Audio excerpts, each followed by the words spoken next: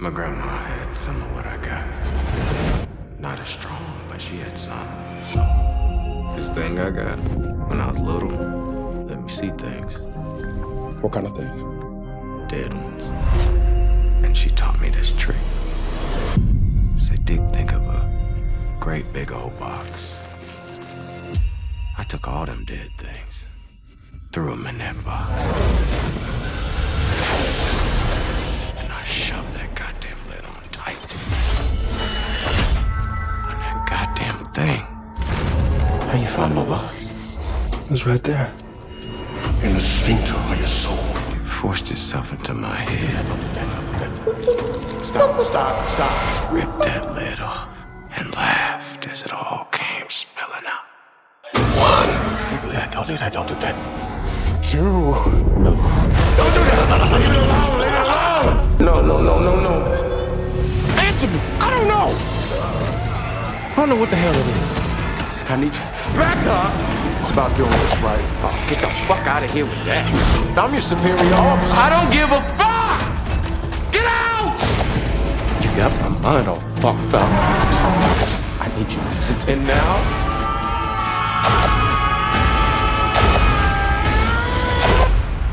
Low, Dickie, seeing things. Oh, I think they see you too.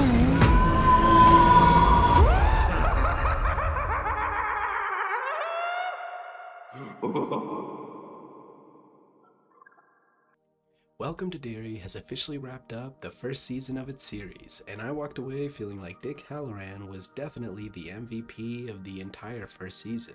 So before this year is officially concluded, I wanted to make one last video covering what is likely to come out of 2025 being my favorite series, and breaking down the character of Dick Hallorann, going over some of his highlights and book comparisons, and explaining how a potential one-season spin-off could actually go down. We'll start out by pointing out the obvious, that Chris Chalk gave a fantastic performance portraying such an iconic Stephen King character. Coming off as a little directionless, hedonistic, or lachrymose, Hallorann comes off as sort of a whipped dog, ready to do whatever the military tells him. Yet throughout his journey in Season 1, we peel back more layers to his character. Seems the only contrast to this version of Hallorann we're seeing and showing a little more ambition is when he's either facing off with Pennywise or tampering with someone else's mind place altogether. As in his moment with Daniel, he came off almost malicious. Now there's an argument to be made in whether or not Pennywise was actually influencing Hallorann here, as Pennywise does have that lingering effect on most residents within Derry, but there's also an argument to be made that Hallorann, with his shine, was able to sense a little more fear resonating from Daniel. Fear, this energy that's not only a preferred flavor to cosmic eldritch abominations, but also other powerful shine users like the True Knot.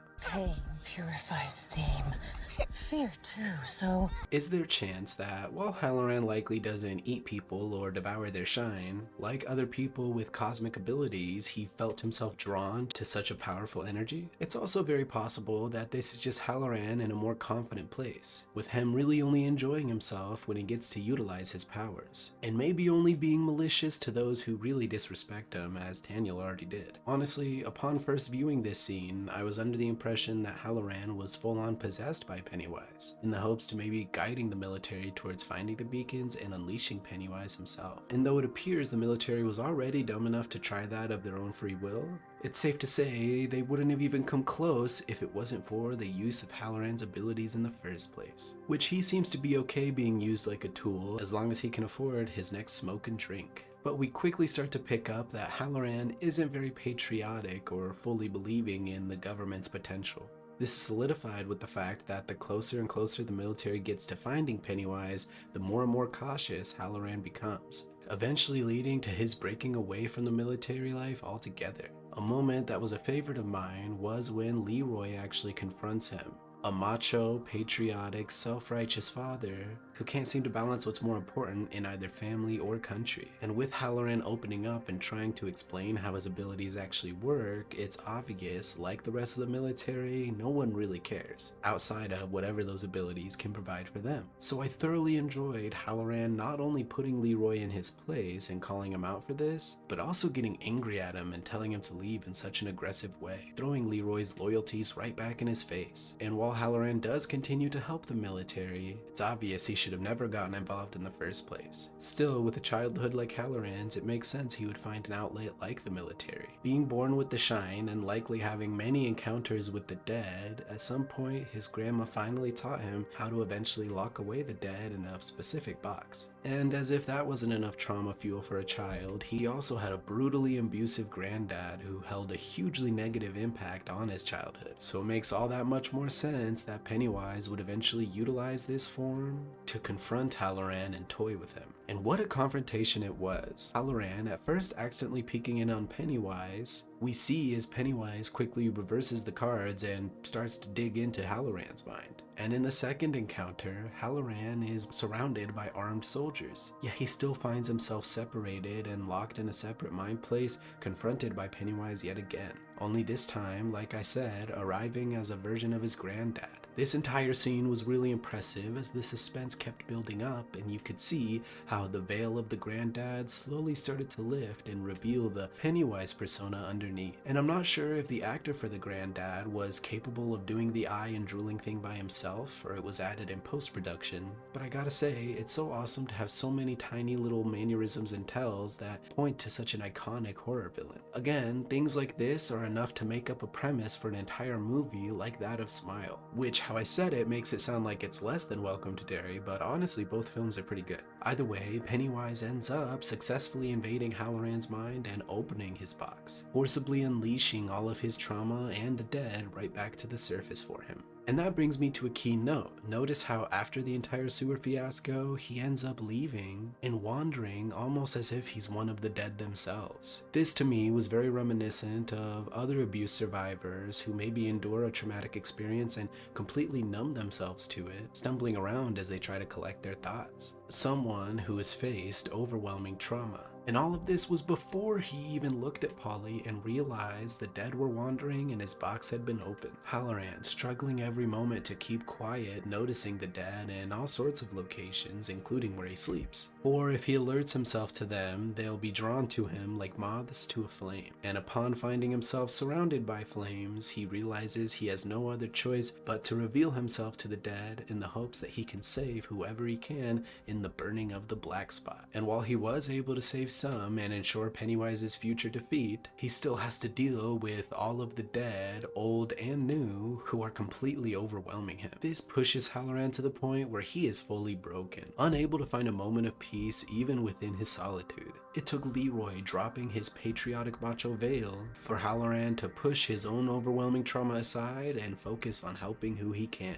allowing him to come in clutch to not only save the Hanlon bloodline, but also the Tozier, as well as ensuring Pennywise's future defeat. And it's a good thing he did choose to go and help, because in doing so, he got to meet up with Rose, who provided a herbal maturin root, which likely possessed psychedelic properties, or maybe cosmic properties, who knows. Either way, as Rose says, when one door in the mind opens up, another closes, allowing Hallorann the focus he needs to not only find the dagger they're looking for, but also take on Pennywise the third time. And this confrontation was a very fitting one. What could have easily been a grand telepathic battle with two people holding their arms out at each other ended up being one of Stephen King's most iconic characters stepping up to face off against Pennywise in his own manipulative fashion. See, their confrontation at first worried me in regards to how powerful Pennywise actually was if someone with simple telepathy was able to do this to him. But then you forget how powerful Dick Hallorann actually is as a Shine user and how exactly he did it, as the moment Pennywise realized what was going on, he quickly booted Hallorann right out of his mind. No, he proved the only way to stop a creature like Pennywise was to actually trick it, similar to the many ways Pennywise tricks the residents of Derry.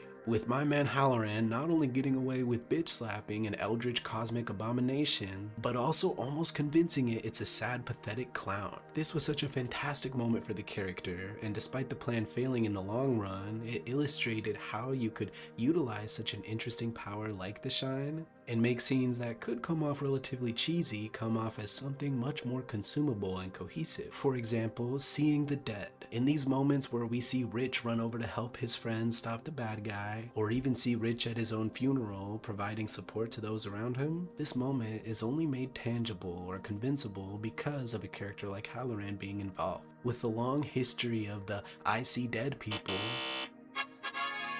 moments like these come off just as iconic, but for the polar opposite reasons. As with humanity, we have a constant fear of death, despite the fact that it is inevitable and it is also beautiful at the same time. And with his newfound peace and the breaking away of the military's chains, Hallorann decides he's gonna go and start his life anew at a Overlook hotel, which leads me to the many spin-off possibilities that they could potentially pursue with the character. Now I emphasize the word could, because the only reason his character worked so well was the amount of attention to detail the writers and creators took in developing his character and implementing him within the story. Being an addition to an already interesting story is separate than having a whole story focused on your character. So what would a one-season spin-off at the Overlook Hotel even appear as, considering we seemingly already know where Hallorann's story ends up at the end? Well, let me paint you a picture. Hallorann, arriving at the hotel, maybe is still under some lingering effects of the Maturin room, unable to see the dead and probably assuming he's perfectly fine. Though throughout the story, he'll come to realize that he has to take initiative and at some point close that box himself as the ghosts slowly start to come back to the surface. However, because of the lingering effects of the Maturin route, Hallorann doesn't get a full view of all the terrible paranormal activity going on at the Overlook, and mostly just gets feelings or glimpses of the dead as his box slowly opens back up. Or you could even have his granddad be the primary antagonist of the entire season, with maybe small allusions to some of the Overlook's ghosts, but his dad, being as malicious and cruel as he was, being the primary foe for Hallorann to face off against. Maybe even evil enough to keep some of the other ghosts from messing with Hallorann, as that's likely his target. You could explore scenes like what he found in room 237 when he was warning Danny not to go into it. You could even introduce other Overlook staff who either quit or potentially go missing by the end of the story.